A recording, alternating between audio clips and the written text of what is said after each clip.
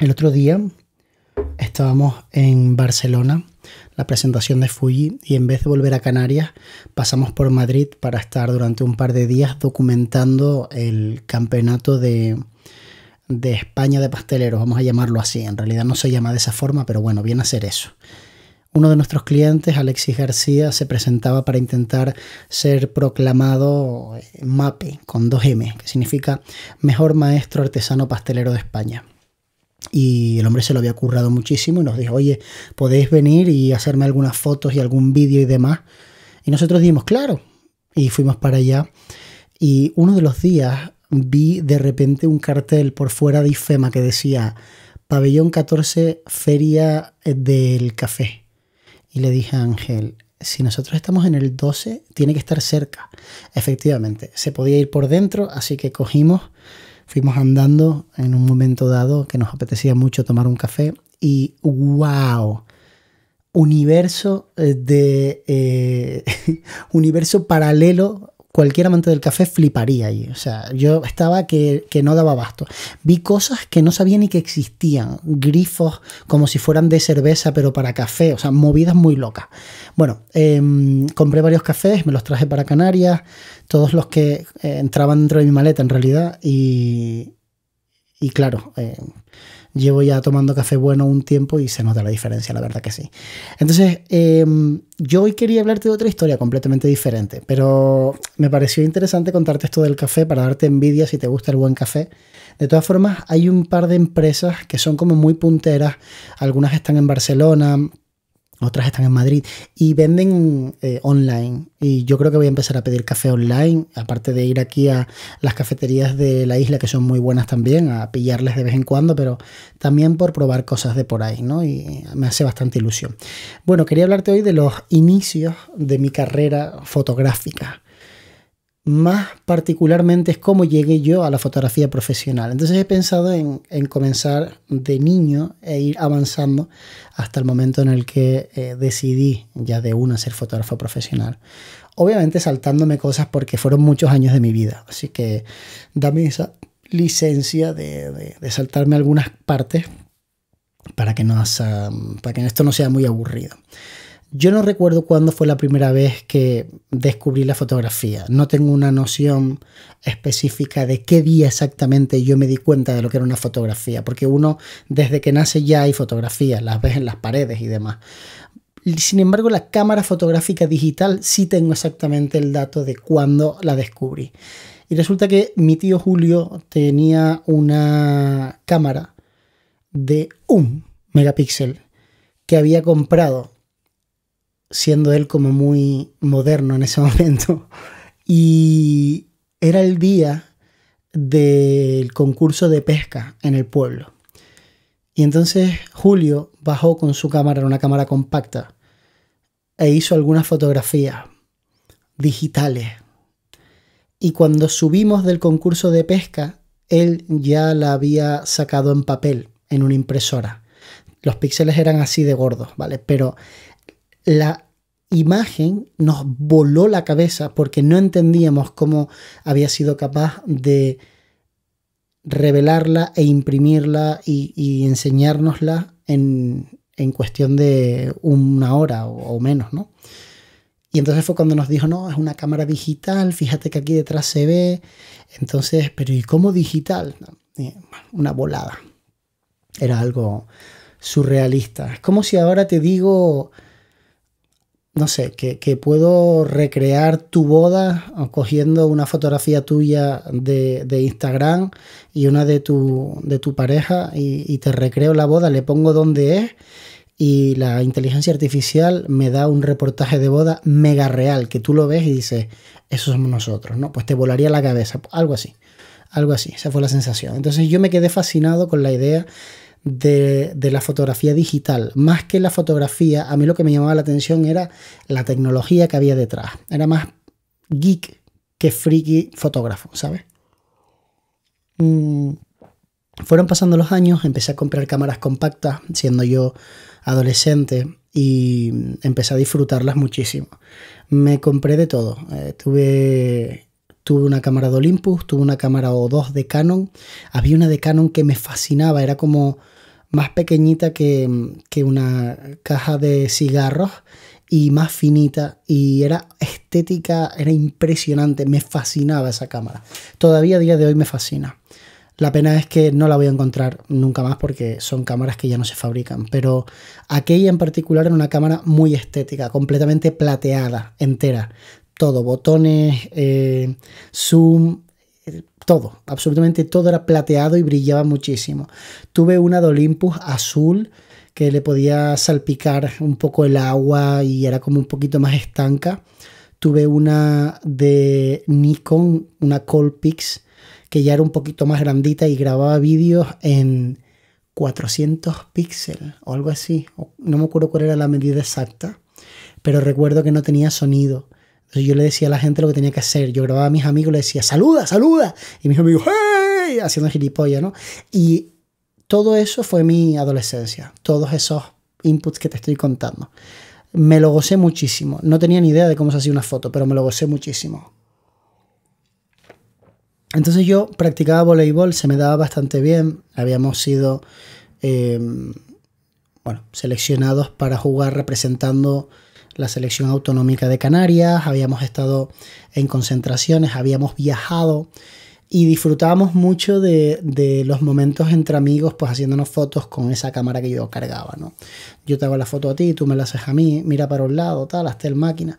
Y la verdad es que yo viví la fotografía toda esa etapa de mi vida como un absoluto entusiasta. Nunca se me pasó por la cabeza a mí dedicarme a esto. Ni en el mejor de mis sueños yo pensé en esta profesión, porque para mí era una profesión como el farmacéutico, que la persona que hereda la farmacia es su hijo o su hija, ¿no? Algo así. Yo no veía como ser fotógrafo. Eso no me entraba en la cabeza. Para mí era una cosa muy artística que no se podía vivir de eso. Entonces, de repente, ya teniendo yo uso de razón, ya uno más o menos mayorcito, 18, 19 años, ahí sí me empezó a interesar un poco más. Mi padre me da una ayudita económica, me empezó a comprar cosas y bueno, en un momento dado tengo un equipo bastante decente. Yo ya sabía más o menos composición, tal, lo típico, ¿no? Me había leído el clásico libro de Michael Freeman y gran labor de Michael Freeman. Y entonces me vino un poco arriba, me compré, que sí, la cámara, no sé qué. Las cámaras por este orden tuve D60, D300, D3S, todas de Nikon. Entonces, para los que no estéis familiarizados con la marca, D60 era una cámara entusiasta APS-C, cámara de entrada, un poquito mejor que cámara de entrada. D300 era el tope gama de APS-C, en una época en la que el full frame no estaba tan extendido como ahora. Y el full frame básicamente estaba destinado a dos cámaras, ¿sabes? Y en plan, los que usan las de las Olimpiadas y el de prensa, ya está. Y de hecho había muchas de prensa que eran APS-C. Y en el momento en el que me compro la D3S es la mejor cámara que había en el momento. O sea, es como el equivalente a comprarte ahora mismo la Sony A9 II, creo que se llama. O sea, la más rápida. No sé si eran 12 fotos o 11 fotos por segundo, que en aquella época era como wow, el enfoque era increíble comparado con las otras cámaras, pero yo en esa época ya sí tenía como el picorcito de hacer algo más que simplemente divertirme. Y en aquella época me acuerdo que yo iba mucho a revelar fotografías, bueno, un poco antes, cuando tenía la de 300, yo tendría como 19 más o menos, sí, por ahí, 19, 20, yo iba a revelar fotografías a un laboratorio que había al lado de mi casa. Bueno, de casa de mis padres, ¿no? Entonces mi plan, yo tenía un plan. Mi plan era, voy a revelar fotografías impresionantes. Esta gente no va a poder ignorarme, va a tener que contratarme. Eso estaba en mi cabeza, para que tú veas la distorsión. Y entonces yo llevaba 2 fotos. Y la piba me sacaba las fotos, se llama Raquel, me sacaba las fotos y me las daba en un sobre. Y al par de días yo hacía un shooting y le daba una foto. Ella, y un día, ya me imagino que aburrida, me preguntó, ¿estas fotografías las haces tú? Y yo le dije, sí. Pensé, ahora viene, y a ti no te gustaría trabajar aquí con nosotros, ¿no? Y me dijo, pues muy bien. Y yo, sí, Eso pienso yo. Entonces ahí yo descubrí lo que era el reflector, me hacía ventanas de luz con las típicas cajas de IKEA que sirven para guardar cosas debajo de la cama. Les ponía folios pegados y un foco de obra. Por ejemplo, mi prima Paula tuvo un bebé y yo le dije, déjame hacer unas fotos al bebé, tal. Le puse el foco de obra dentro de la caja, sin ventilación, sin nada. De repente los folios empezaron a pegar fuego al lado del bebé. Bueno, cosas, ¿no? Entonces, en un momento dado, yo veo que el dueño del laboratorio, que el laboratorio se llamaba Tomecano 7, estaba muy cerca de casa de mis padres, a 300 metros. Veo que compra un iMac, y yo tenía Apple, y digo, esta es la mía. Me acerco y le digo, oye, qué bueno el iMac, tal, no sé qué. El tipo, sí, la verdad que no tengo ni idea de cómo va esto, pero da así como pintona, ¿no? Y lo puse aquí para que la gente vea las fotos y tal. Y yo, pues si quieres Photoshop pirata, avísame. Y entonces el tipo dice, ¿en serio? Y digo, sí, sí. Dice, hombre, si me lo instalas. Salí corriendo a mi casa, cogí, volví. Yo evidentemente era el que llevaba la bandera pirata así en esa época, ¿no? Y le instalo Photoshop pirata. El tío en agradecimiento dice, yo un café, vamos a tomar un café, tal. Piensa que yo tenía como ahí fácil 19 años. O sea, yo ya era adulto, un pibillo, pero yo era adulto. Y entonces el tipo, empezamos a hablar y le cuento un poco, estoy estudiando una carrera, tal, no sé qué. Yo ya había pasado por varias carreras y no me terminaban de convencer. Y además estábamos en una situación en la que justo después de eso, al poco tiempo, un año y medio, 2 años, conozco a mi pareja y me tengo que ganar la vida. Y entonces ahí fue cuando se aceleró todo. Pero en aquel momento fue muy agradable porque yo no tenía ningún compromiso y yo iba a clase por la mañana y después siempre me dejaba ver, me pasaba por ahí a la hora después de comer, decía, Balti, cafecito. Y él no te hacía, se levantaba y nos íbamos a tomar un café y lo disfruté mucho, aprendí mucho porque el tipo me hablaba de la empresa, de sus cosas y de cómo iba y no sé qué, y aprendí muchísimo. Entonces nos hicimos como colegas. Y un día le dije, coño, tío, tú lo que tienes que hacer es llevarme una boda a mí para yo ver cómo es y disfrutármela. Y el tipo, venga, pues sí, tal. Y me empezó a llevar a bodas. Empecé a aprender. Me decía, mira, por detrás del cura no se pasa, ¿vale? Se pasa por aquí y tal. Me iba contando todas las cosas que a la postre pues fueron mi educación dentro del mundo del reportaje social.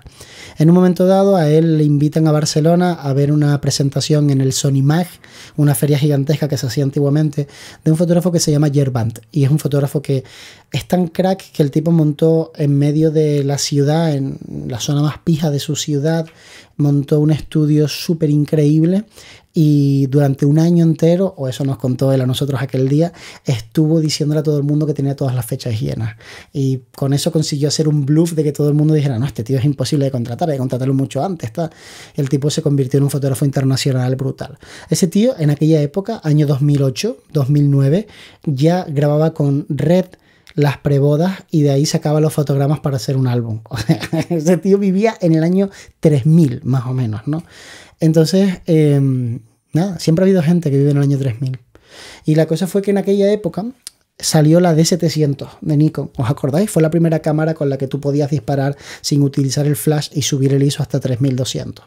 Yo me di cuenta entonces que la fotografía estaba cambiando, que trabajar con lentes fijas era la tendencia, que la gente estaba empezando a hacer composiciones un poco más arriesgadas, que se podía ya trabajar sin flash, y eran como pequeños cambios, pero cambios que yo veía que eran significativos para un sector como el de las bodas. Y en aquel momento recuerdo tener una discusión con ellos porque yo quería hacer un tipo de fotografías en donde a lo mejor les cortaba los novios por aquí, ¿no? Y ellos decían, no, pero ¿y cómo le vamos a dar esa foto a la madre de la novia? ¿Qué nos va a decir y tal? Y yo, pero no, pero es que la madre de la novia da igual. Lo que importan son los novios. Entonces tú imagínate el momento de ruptura generacional que existía, tan gigantesco, que yo tomé la decisión, después de intentar que me dieran trabajo y que no me lo dieran, de montármelo por mi cuenta. Y ahí empieza mi carrera. Empieza porque yo detecto que lo que se está haciendo no es lo que yo creo que puedo ofrecer. Y claramente me doy cuenta de que puedo hacer algo muy diferente. Y a partir de ese momento yo empiezo a tomar buenas decisiones, decisiones que me llevan hasta donde estoy ahora mismo. Simplemente es eso, ¿no? Yo estudié una carrera y decido darle a esto por aquí durante unos años y la verdad es que me va muy bien y bueno, la historia es mucho más larga, ¿no? Entro en un espacio coworking, me monto una página web con un nombre que es fotógrafodebodantenerife.com, gracias a eso siempre aparezco el primero, idea de Balti, por cierto, nunca se lo agradecí lo suficiente, pero eso me dio de comer durante mucho tiempo. Y así fue como yo empecé, sin más. Esa es mi historia. Te la podía haber adornado mucho más y contarte aquí un montón de historias, pero la verdad que creo que no hace falta. Creo que es una historia lo suficientemente real para que la disfrutaras y espero que la hayas disfrutado. Nos vemos muy pronto. Chao.